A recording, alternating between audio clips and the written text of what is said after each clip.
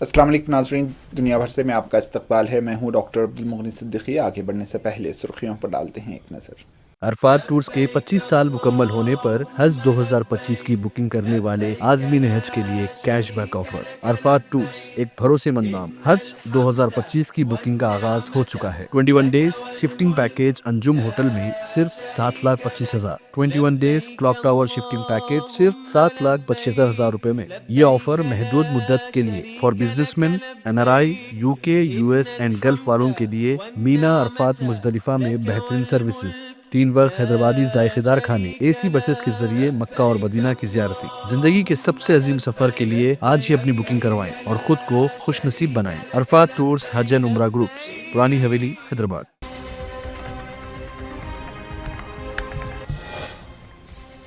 नरेंद्र मोदी को कुवैत के आला तरीन एजाज द ऑर्डर ऑफ मुबारक अल कबीर से नवाजा गया।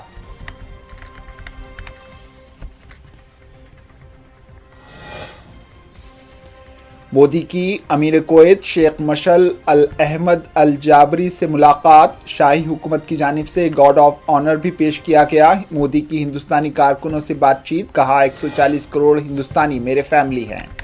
अहमद अल शरा की फौजी ग्रुपों से मुलाकात। शामी रियासत के सिवा किसी के हाथ में हथियार नहीं होगा। जबरी भर्तियों पर भी पाबंदी।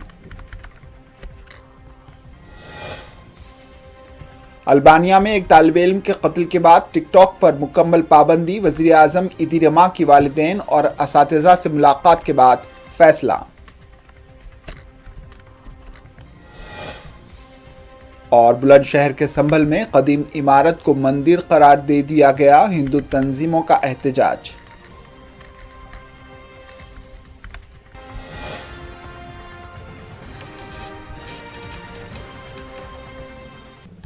सुर्खियां आपने देखी। अब पेश है खबरों की तफसील। वज़ीर आज़म नरेंद्र मोदी को इतवार के रोज़ कुवैत के आला तरीन एजाज़ द ऑर्डर ऑफ मुबारक अल कबीर से नवाजा गया।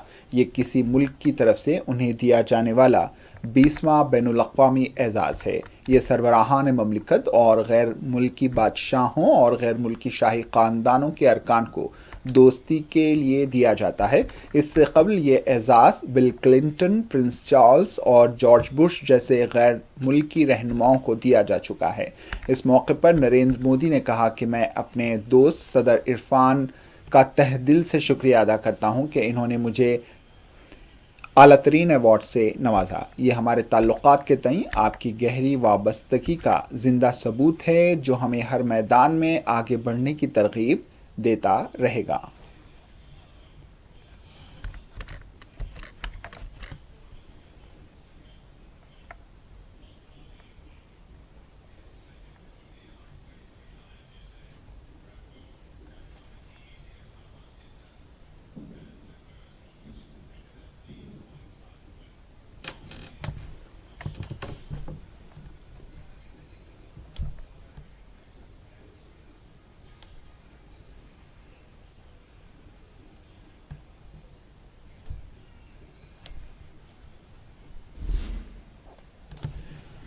वज़ीर आज़म नरेंद्र मोदी ने कुवैत में अमीर कुवैत शेख मशल अल अहमद अल जाबिर अल सबाह से मुलाकात की। वज़ीर आज़म नरेंद्र मोदी को कुवैत के बयान पैलेस में एक रस्मी गार्ड ऑफ ऑनर भी पेश किया गया। कुवैत के अमीर शेख मशल अल अहमद अल जाबिर अल सबाह भी इस वक्त मौजूद थे। दोनों रहनुमाओं के दरमियान बातचीत हुई। अपने 2 रोज़ा कुवैत दौरे पर वज़ीर आज़म मोदी ने इतवार को कुवैत के अमीर शेख मशल अल अहमद से बयान महल में मुलाकात की। पीएम मोदी और अमीर के दरमियान होने वाली बातचीत में फार्मास्यूटिकल, IT, इंफ्रास्ट्रक्चर और सिक्योरिटी जैसे शोबे पर बातचीत हुई है। एक्स पर एक पोस्ट में पीएम मोदी ने कहा कि कुवैत के अमीर शेख मशल अल अहमद अल जाबिर अल सबाह के साथ शानदार मुलाकात हुई है। हमने फार्मास्यूटिकल, IT, इंफ्रास्ट्रक्चर और सिक्योरिटी जैसे अहम शोबों में ताउन पर तबादले ख्याल किया। हमारी अक़वाम के दरमियान करीबी ताल्लुकात की वजह से हमने अपनी शराकत दारी को एक स्ट्रेटजिक सतह तक पहुंचा दिया है और मैं पुरुम्मीद हूं कि हमारी दोस्ती आने वाले वक्तों में और भी फले फूलेगी।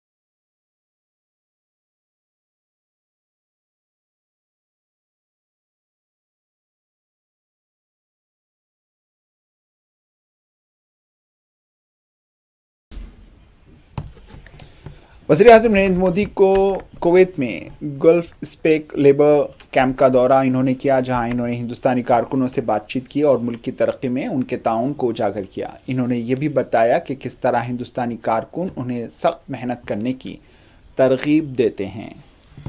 रात को कभी आप ट्रेन से उतरे, एयरपोर्ट से उतरे, कितनी ठंड होगी, लेकिन एक ऑटो रिक्शा वाला आ जाएगा, साहब बताइए कहाँ पहुँचा दूँ। जब ये सब मेहनत करते मैं देखता हूँ तो मुझे लगता है कि मुझे भी, अगर वो 10 घंटे काम करते हैं तो मुझे 11 घंटे करना चाहिए, अगर वो 11 घंटे काम करते हैं तो मुझे 12 घंटे करना चाहिए। और दूसरी बात है, आप मेहनत अपने परिवार के लिए करते हैं कि नहीं करते हैं? जी सर। करते हैं ना? जी सर। आपके परिवार में कितने मेंबर हैं? हाँ, 5, 7, 10 बराबर? जी सर। तो आप 5 घंटे, 6 घंटे, 7 घंटे काम करोगे तो चलेगा। मैं भी मेरे परिवार के लिए काम करता हूं। मेरे परिवार में 140 करोड़ लोग हैं, तो मुझे जरा ज्यादा काम करना पड़ता है।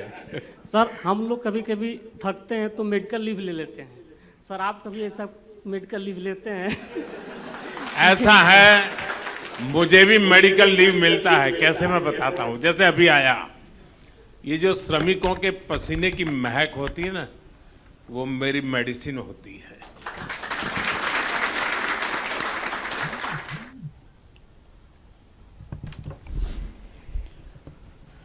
खबर शाम से है। शाम में जनरल कमान ने ऐलान किया है कि अहमद अल-शराह ने फौजी ग्रुपों से मुलाकात की है और अस्करी इदारे की शक्ल के बारे में बातचीत की। अहमद अल-शराह ने कहा है कि उन ग्रुपों को वज़ारत दिफा के ज़ेर इंतज़ाम नई फ़ौज के एक इदारे में ज़म कर दिया जाएगा। क़बल अज़ीं अहमद अल-शराह ने कहा था कि तमाम ग्रुपों को तहलील कर दिया जाएगा और शामी रियासत के सिवा किसी के हाथ में हथियार नहीं होगा और शाम में अब जबरी भर्तियां नहीं होंगी।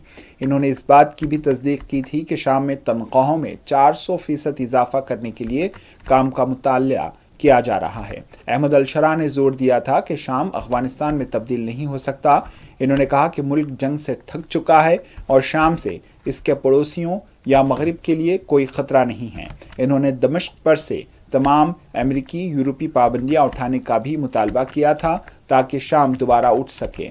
इन्होंने अक़वाम मुत्तहिदा, अमेरिका, यूरोपी यूनियन और बरतानिया की दर्जेबंदी के मुताबिक हया तहरीर शाम को दहशतगर्द तंजीमों की फहरिस्त से निकालने का भी मुतालबा किया है।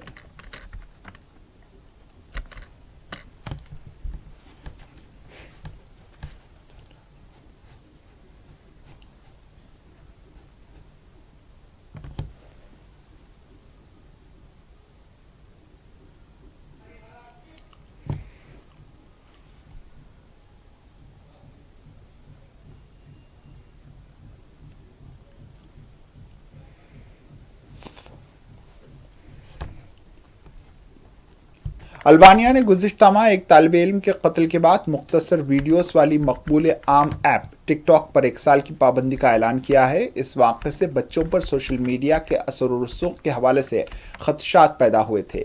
वज़ीर-ए-आज़म इदीरमा ने वालिदैन और असातिज़ा के ग्रुपों से मुलाकात के बाद कहा कि यह पाबंदी स्कूलों को महफूज बनाने के वसी तर मनसूबे का हिस्सा है जो अगले साल के अवाइल से नाफिजुल अमल होगी।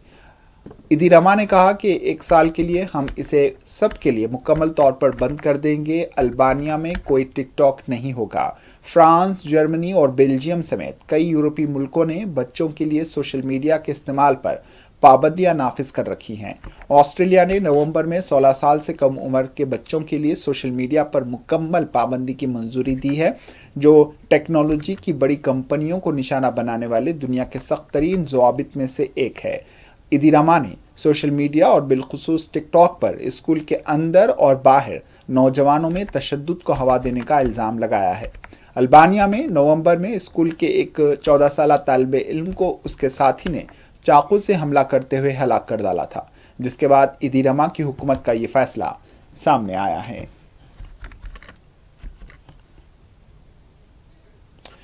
सिविल इमरजेंसी सर्विस ने इतवार को इत्तला दी है कि गाजा में बेघर लोगों को पनाह देने वाले एक स्कूल पर इसराइली हमला हुआ है, जिसमें 6 अफराद हलाक, 6 अफराद शहीद और दीगर कई जख्मी हो गए।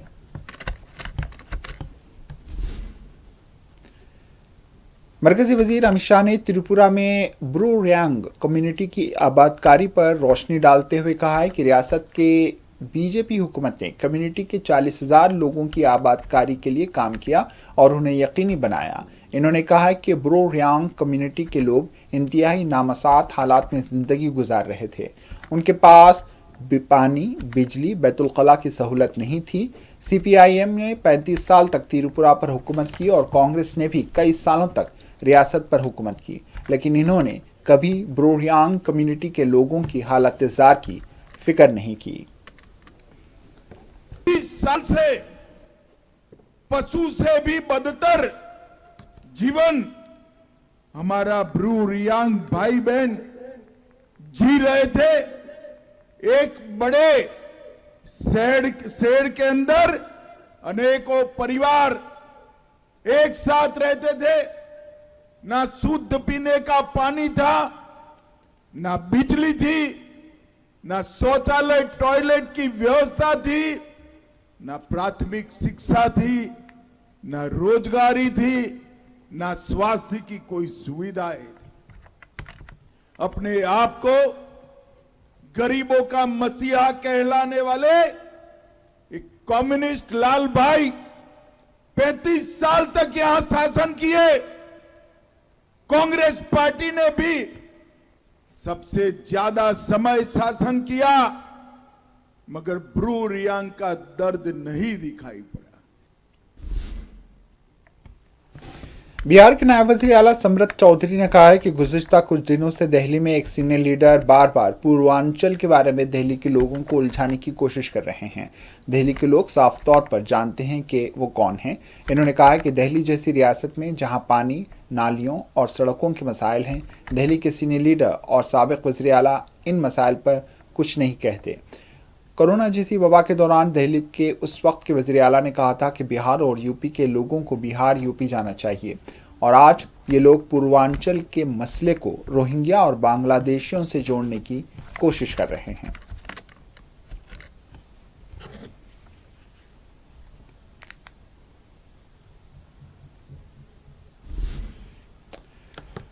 संभल और वाराणसी के बाद अब उत्तर प्रदेश के बुलंदशहर में एक कदीम इमारत मिलने की इत्तला है। उत्तर प्रदेश में विश्व हिंदू परिषद और दीगर हिंदू तंजीमों हर पुरानी इमारत में मंदिर तलाश करने में मसरूफ़ है। वाज़ेह रहे कि RSS चीफ मोहन भागवत ने हाल ही में कहा था कि हर मस्जिद में मंदिर की तलाश करना मुल्क के लिए नुकसानदा साबित होगा। इसके बावजूद किसी भी पुरानी इमारत को मंदिर कहा जा रहा है। अब खबर बुलंदशहर से है। विश्व हिंदू परिषद के कारकुनों ने इसे मंदिर करार देकर इसकी सफाई की। ये इमारत शहर के इलाके सलमा हाकन इलाके में पाई जाती है।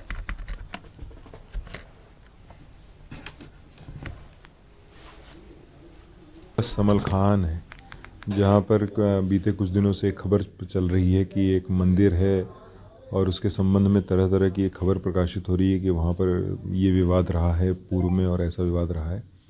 इस संबंध में मैं आपके माध्यम से स्पष्ट कर देना चाहता हूँ कि प्रश्नगत भूमि के संबंध में किसी प्रकार का कोई भी विवाद किसी भी समुदाय के बीच में नहीं है। जो हमारे हिंदू पक्ष हैं, जो मुसलमान पक्ष हैं, उनके संबंध में कोई विवाद उस भूमि को लेकर के नहीं है। और मंदिर की जो बात बताई जा रही है, क्या सच्चाई है? मंदिर के बारे में ये बताया जा रहा है कि वहाँ पर एक मंदिर था, लगभग 38 साल पहले वहाँ पे उसको मंदिर को हटा दिया गया। इस तरह की कोई भी घटना नहीं हुई है। जाटा समाज उस मंदिर को यूज़ करता था और जाटा समाज जब वहाँ से शिफ्ट करके वो किले गांव साइड चला गया तो ये कहा जाए वहाँ के लोगों ने द्वारा ये बताया गया कि जो मूर्ति थी वो मूर्ति अपने साथ ले जा करके उन्होंने विसर्जन कर दिया नज़दीकी नदी में। तो जो इस तरह की खबरें लगातार चल रही हैं उसके संबंध में स्पष्ट रूप से फिर से कह देना चाहता हूँ, किसी प्रकार का कोई भी विवाद किसी भी पक्ष के बीच में। कम से कम 20-25 साल हो गए आए हुए। हम जब से आए हैं यहाँ 2-4 घर थे उन लोगों के, जब 20-25 साल पहले जाट हो गए तो बेचारे घर यहाँ से अपना बेच करके वहाँ चले गए कहीं और किले पर जहाँ भी गए। वो लोग बहुत भले लोग थे और उसके बाद में उन्होंने यहाँ पर अपनी मूर्तियाँ ले गए। वो पूजा पाठ कराई उन्होंने सारी कि जी देखिए हम ये अपनी मूर्तियाँ ले जा रहे हैं और अब जो आप इस जगह को कोई ऐसी पंचायती जगह बना लीजिए जिसमें मोहल्ले को सबको आसानी हो सके, सफाई सुथराई कराइए, गेट लगवा लीजिए इसमें और कोई ऐसी ना करिए इसमें गंदगी जिससे कि परेशानी हो। अब हमारे असलम भाई हैं पड़ोसी, उन्होंने कई बार इसमें पत्ते ऊपर से झड़ते रहते हैं, पतझड़ आता है ठंड में, सारे पत्तों से भर जाता है। उन्होंने कई बार सफाई भी कराई है इसकी, ऐसी कोई बात नहीं है, काफ़ी ध्यान रखते हैं, मगर जैसा था वैसा का वैसा ही है। हमने कई बार इसमें सोचा गेट वेट लगवा दें, मगर लोगों ने, मोहल्ले वालों ने मना करा कि आप कब्जा कर लोगे, इस पर गलत ऑक्शन उठेगा कि कब्जा कर लिया मंदिर पे, तो हमने इसमें कुछ भी नहीं कराया है, जैसा था वैसा ही आज भी है ये। मेरे नॉलेज में तो यहाँ से तकरीबन पहले जाटव समाज के लोग रहा करते थे सब, और 18-20 साल हो गए लगभग, तो वो लोग यहाँ से सब चले गए थे, और जो उनकी यहाँ की मूर्ति वगैरह थी वो सब ले गए थे। बाकी अब यहाँ पे कोई नहीं रहता है जाटव समाज के लोग, हम लोग रहते हैं यहाँ पर, और ये इसी हाल में पड़ा हुआ है, जैसे हमने देखा था इसी हाल में है, इसमें साथ कोई परेशानी नहीं है। बाकी सफाई सुथराई का भी हम लोग कराते रहते हैं बीच बीच में, और हमें इसमें कोई आपत्ति नहीं, हम तो यही चाहते हैं इसकी सफाई सुथराई रहे। दूसरी जानिब संभल के चदोसी इलाके में खुदाई का काम जारी है। खुदाई के दौरान एक कुआं दरियाफ्त हुआ। एक सरकारी ओहदेदार ने कहा है कि जैसे ही हमें पता चला कि यहाँ एक सीढ़ी है, हमने यहाँ खुदाई का काम शुरू कर दिया। हम इसे बहाल करने की पूरी कोशिश कर रहे हैं।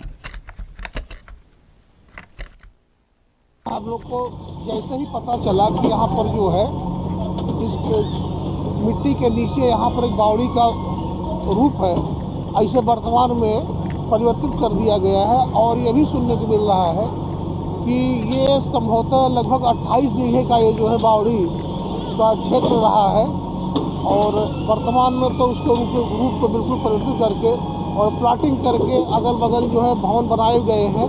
मात्र यही एक ऐसा प्लाट के रूप में दिख रहा है।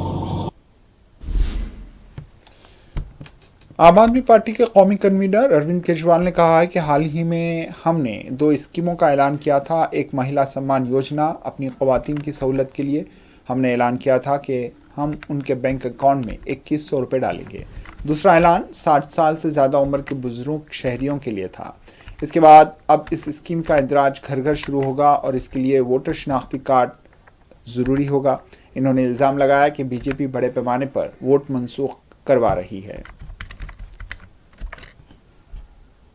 लिए आज बहुत बड़ी खुशखबरी लेके आए हैं हम लोग। अभी पिछले दिनों में हमने 2 योजनाएं ऐलान की थी। एक था महिला सम्मान योजना। हम जानते हैं कि हमारी माताएं बहनें कितनी मेहनत करती हैं, अपने घर में घर संभालती हैं, सुबह 4 बजे से रात को 10-11 बजे तक मेहनत करती हैं। बच्चे जो देश का भविष्य हैं, उन बच्चों को अच्छे संस्कार देके पालती पोसती हैं। और उनमें से कई माताएं बहनें हैं जो बाहर जाके नौकरी भी करती हैं।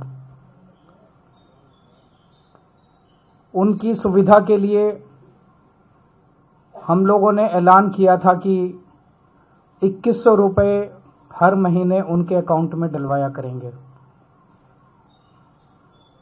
ऐसी कई बेटियां हैं जो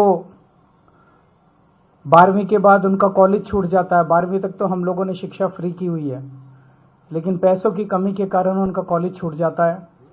इस 2100 रुपये से उनकी पढ़ाई भी पूरी होने में मदद मिलेगी। आगे उच्च शिक्षा में उन लोगों को मदद मिलेगी। जो गृहिणियां हैं उनको 2100 रुपये से अपने घर में खर्चा चलाने में, महंगाई बहुत ज़्यादा कर दी है केंद्र सरकार ने, उनकी नीतियों ने, उनको घर का खर्चा चलाने में मदद मिलेगी।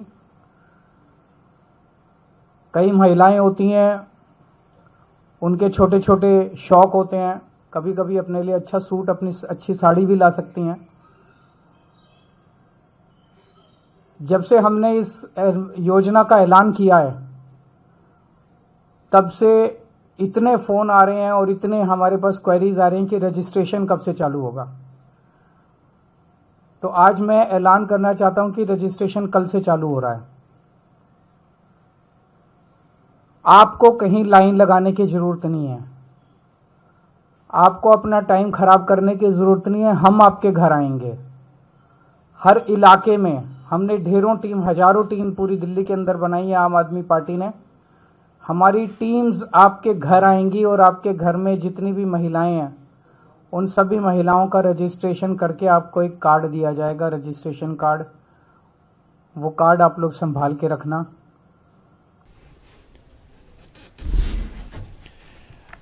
बीजेपी लीडर एन हरिदास, जिन्होंने वायनाड लोकसभा ज़िमनी इंतखाब में कांग्रेस की प्रियंका गांधी के खिलाफ मुकाबला किया था, ने हाईकोर्ट में अर्जी दायर कर दी है, जिसमें इल्ज़ाम लगाया गया है कि कागजात नामजदगी गुमराहकुन थी। बीजेपी लीडर हरिदास ने कहा है कि हमने कल हाईकोर्ट में कांग्रेस एमपी प्रियंका गांधी वाड्रा के खिलाफ इंतखाबी अर्जी दायर की।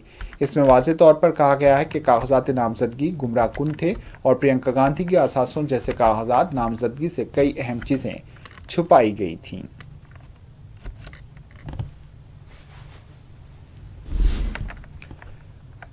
मोहाली में इमारत गिरने के वाक़े पर बात करते हुए, जिसमें कम अज़ कम 2 लोगों की जानें गईं, कांग्रेस लीडर प्रताप सिंह बाजवा ने कहा है कि ये तशवीशनाक बात है और दावा किया कि पंजाब हुकूमत के पास इससे निपटने के लिए मतलूबा वसाइल मौजूद नहीं हैं।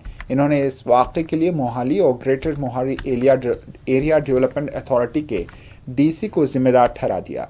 इन्होंने कहा कि वज़ीर आला पंजाब को मौके पर पहुंचना चाहिए था।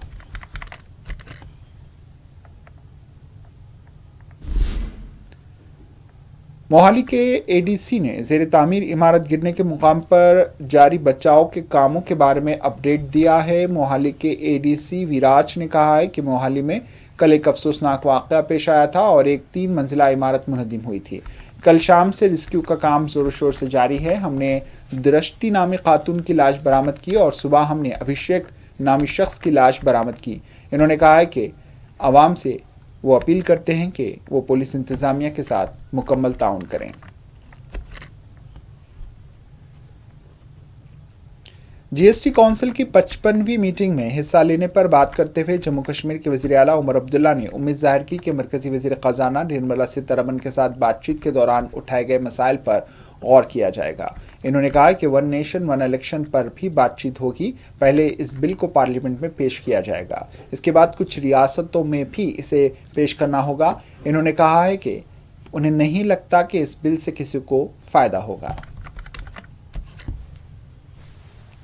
नहीं हुए कोई बात नहीं, 2-3 महीने का ही फ़र्क रहा, लेकिन अब 1 नेशन 1 इलेक्शन पार्लियामेंट के सामने है। पार्लियामेंट इस पे बहस करे और फिर किसी नतीजे पे आए। उसके बाद कुछ रियासतों में भी इसको पास करना होगा। हमें तो नहीं लगता है कि इससे किसी कोई फ़ायदा होगा, लेकिन बहस होने दीजिए, फिर देखते हैं। जम्मू कश्मीर के मुद्दे अलग है सर, तो ऐसे नहीं, मुद्दे अलग तो नहीं हैं, मतलब हमारी कुछ अपनी परेशानियां हैं, लेकिन कुछ मुद्दे जो हैं वो साझे हैं। और ये जो किया जा रहा है, हमें तो डर ये है कि ये इलाकाई पार्टीज़ जो हैं, रीजनल पार्टीज़, उनको कमज़ोर करने की एक साजिश रचाई जा रही है। लेकिन मैं फिर इस बात पे आता हूँ कि पार्लियामेंट को इस पे बहस करने दीजिए और वो किसी नतीजे पे आ जाएंगे। सर, जीएसटी काउंसिल की बैठक में हिस्सा लिया सर, किस तरह की रही? और नहीं, ठीक रहा, अच्छा माहौल रहा, अच्छे फैसले हुए। उसके साथ साथ जो प्री बजट डिस्कशन हुए, उम्मीद की जा रही है कि जो हमने बातें सामने रखी हैं फाइनेंस मिनिस्टर साहिबा के सामने, उन पे अब अमल हो। जम्मू कश्मीर के अखनूर में तलबा ने जदीद हथियारों की झलक दिखी। हिंदुस्तानी फ़ौज ने यहाँ नुमाइश का एहतमाम किया था। गवर्नमेंट में वाइट नाइट कोर के ज़ेर एहतमाम हथियारों की नुमाइश के साथ एक मुतासर कुन और बेदारी लेक्चर का इनेकाद किया गया। हायर सेकेंडरी स्कूल खरा जम्मू कश्मीर के अखनूर में तलबा में हुब्बुल वतनी, खुद नज़्म व ज़ब्त और हिंदुस्तानी फ़ौज के काम के बारे में बेदारी पैदा करने की गर्ज से ये लेक्चर और नुमाइश मुनक़िद की गई थी। इसमें स्कूल के प्रिंसिपल, स्टाफ और 300 से ज़्यादा तलबा की पुरजोश शिरकत देखी गई। लेक्चर के दौरान तलबा को ज़िंदगी में नज़्म व ज़ब्त और मेहनत की अहमियत के बारे में बताया गया। मुल्क के कई शहरों में सर्दी की लहर जारी है, जबकि मगरबी बंगाल में भी गिरते हुए दर्जे हरारत के साथ सर्दी की लहर का असर वाज़ेह तौर पर देखा जा सकता है। आसनसोल मगरबी बंगाल में कम से कम दर्जे हरारत तकरीबन 15 डिग्री सेल्सियस और ज़्यादा से ज़्यादा 26 डिग्री सेल्सियस तक रहने की उम्मीद बताई गई है और यहाँ तेज़ हवाएं चलने की वजह से सर्दियों में मज़ीद इजाफे का इम्कान भी है। शदीद सर्दी से बचने के लिए बेशतर लोग सुबह से ही घरों में मौजूद हैं, जबकि कई नौजवान इस मौसम में बाहर निकलकर फुटबॉल खेलकर ख़ुद को तरोताज़ा रखने पर ज़्यादा जोर दे रहे हैं। चारों तरफ धुंध का राज है, जिसकी वजह से हद निगाह भी मामूल से बहुत कम हो गई है।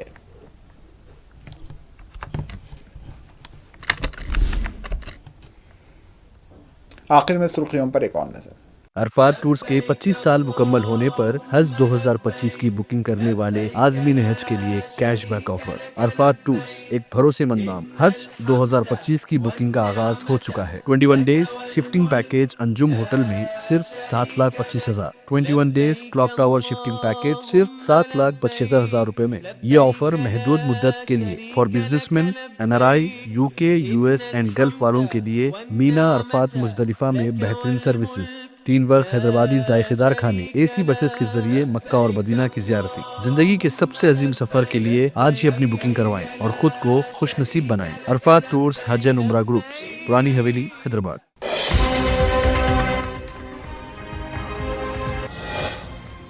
नरेंद्र मोदी को कुवैत के आला तरीन एजाज द ऑर्डर ऑफ मुबारक अल कबीर से नवाजा गया।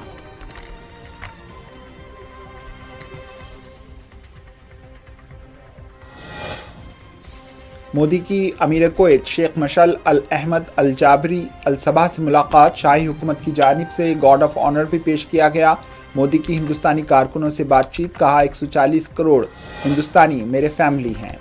अहमद अल शरा की फौजी ग्रुपों से मुलाकात। शामी रियासत के सिवा किसी के हाथ में हथियार नहीं होगा, जबरी भर्तियों पर भी पाबंदी।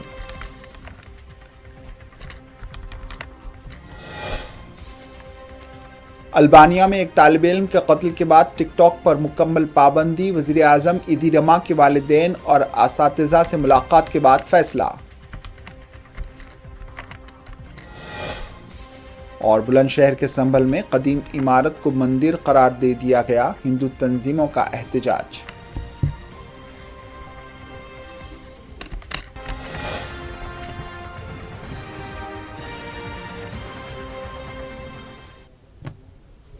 इसी के साथ दुनिया भर से इख्तिताम को पहुंची। दीजिए इजाज़त। अल्लाह हाफ़िज़।